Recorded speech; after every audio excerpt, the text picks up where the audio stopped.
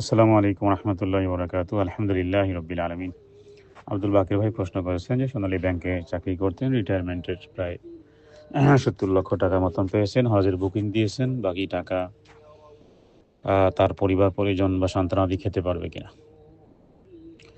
জবাব বিল্লাহি তৌফিক, আল্লাহুল মুস্তাআন। প্রথমত যেটি বলেছেন যে তখন তিনি জানতেন না বা দিনের এত প্রচার প্রসার ছিল না।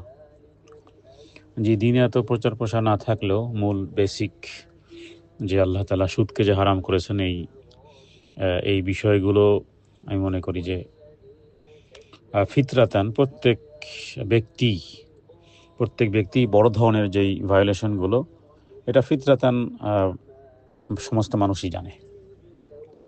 কারণ যদি কেউ বলে যে না আমি জানতাম না, তাহলে হতে পারে কিয়ামতের দিন আল্লাহ তাআলা জবান বন্ধ করে দিবেন, তার হাত পা কথা বলবে, তার দিল দিমাগ কথা বলবে। অতএব সুদের মতন এত ভয়াবহ একটি জিনিস, যা আল্লাহ এবং রাসূলের সাথে যুদ্ধে অবতীর্ণ হওয়ার মতন একটা বিষয়, এবং কোরআন কারীমের ৮টি আয়াতে মূলত এই রিবা সম্পর্কে ভয়াবহতা উল্লেখ করা হয়েছে। তার মানে তিনি জানতেন না, এটা বলাই এখন উচিত হবে না। জানতেন, হয়তোবা কেয়ার করেননি, মানেননি। এবং সুদ যে হারাম, জঘন্যতম সে বিষয়টি ফিতরাতান আমি মনে করি যে প্রত্যেক ব্যক্তি, বিশেষ করে প্রত্যেক মুসলিম ব্যক্তি অবশ্যই হালাল হারামের মূল বিষয়গুলো জানবে। কখনো কখনো এমন হয় যে দিন ধর্ম প্র্যাকটিস করে না, কিন্তু শুয়োরের মাংস হারাম সেটা জানে, গরুর মাংস হালাল সেটা সে জানে। তো যাই হোক, বিষয় হলো যে এখন করণীয় কি? করণীয় হলো যে ইন্নাল্লাহ তাইয়্যিবুন লা ইয়াকবালু ইল্লা তাইয়্যিব। আল্লাহ তাআলা পবিত্র পবিত্র জিনিস তারা গ্রহণ করেন না। তিনি হজের জন্য যেই টাকা দিয়েছেন, তার ফরজিয়ত সাকিত হতে পারে, কিন্তু গুনাহমুক্ত হতে পারবেন না। কারণ একাধিক হাদিসগুলো মূলত যে ধূলিধূসরিত ক্লান্ত,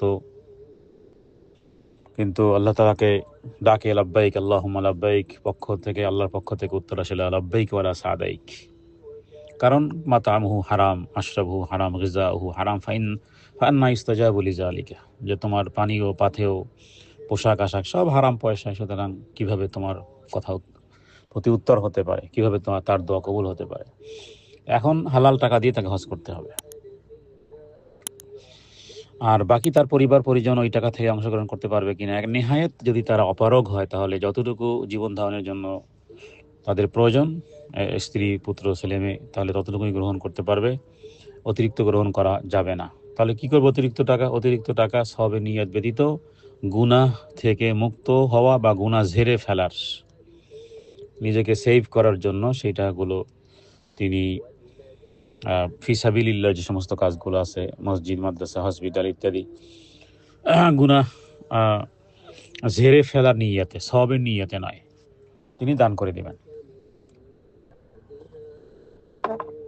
এখান থেকে আরেকটি অঙ্ক তিনি করতে পারেন, সেটি হলো যে তিনি ওখানে যেহেতু কাজ করেছেন, যদিও কমার্শিয়াল ব্যাংকের অধিকাংশই সুদভিত্তিক লেনদেন, কিছু অংশ থাকে যেগুলো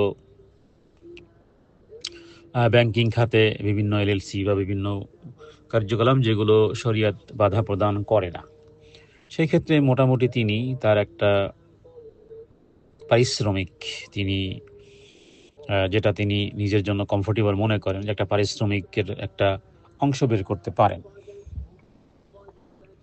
কিন্তু অতিরিক্ত যেই পয়সা, সেটা তার গ্র্যাজুইটি হোক অথবা বিভিন্ন যেগুলো অতিরিক্ত এসেছে, যেটা তার এক্সট্রা দেওয়া হয়েছে, এটাকে অবশ্যই তিনি বের করে ফেলবেন। এবং এই টাকা না নিজে ভক্ষণ করা, না পরিবার পরিজনের জন্য ভক্ষণ করানো কারোর জন্যই জায়েজ নয়, যদি না তার একেবারে নেহায়াত প্রয়োজন হয়, সেটা তার স্ত্রীর জন্যও নয়। তওবা করাটা জরুরি, যে তিনি এই কাজ যেটা হয়েছে, যে অর্থ এসেছে এটা হারাম অর্থ, এটা দিয়ে দান সৎকার করলেও আল্লাহ কবুল করেন না, কারণ আল্লাহ তাআলা পবিত্র পবিত্র জিনিস তারা গ্রহণ করেন না। অতএব এটাগুলো দিয়ে সবে নিয়ত ব্যতীত শুধু গুনাহ থেকে মুক্ত হওয়ার জন্য তিনি ওই জাতীয় কল্যাণময় কাজে ব্যয় করবেন, আর তিনি হজের টাকা অন্য কোনোভাবে ম্যানেজ করবেন, অন্য কোনোভাবে হালাল পয়সা দিয়ে হজ করার চেষ্টা করবেন, প্রয়োজনে তিনি ধার করবেন। সুতরাং এই সুদের টাকা দিয়ে নয়। সাল্লাল্লাহু আলা সাইয়্যিদিনা মুহাম্মাদিন নাবিয়্যিল উম্মি ওয়া আলিহি ওয়া সাল্লিম। আসসালামু আলাইকুম।